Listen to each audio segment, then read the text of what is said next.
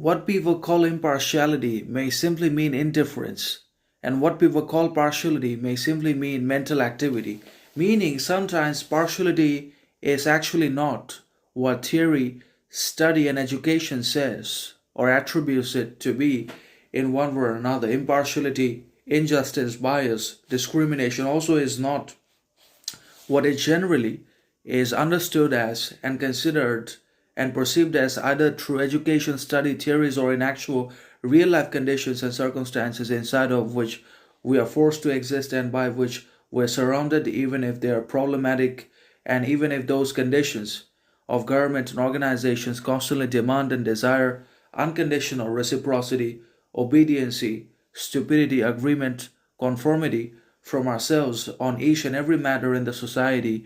So, impartiality may also mean indifference in the world or basically from the people.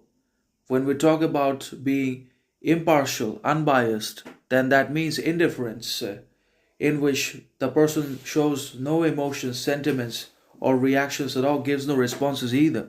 So that becomes indifference, and that is impartiality also.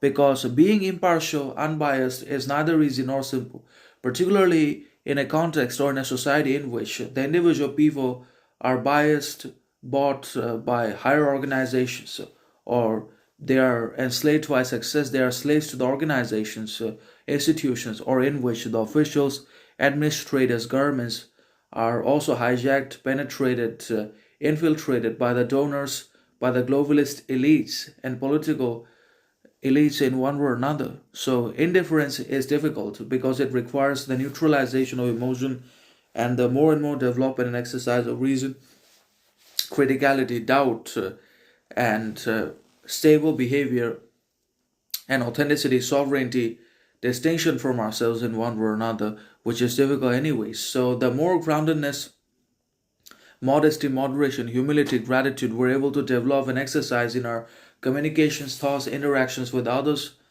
the more basically impartial we become. And the more partial we become when more emotional we get.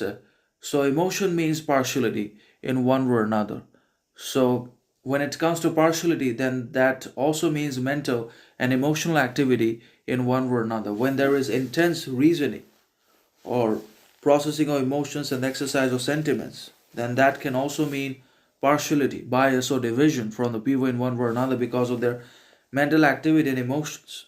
But then again, when there is indifference and neither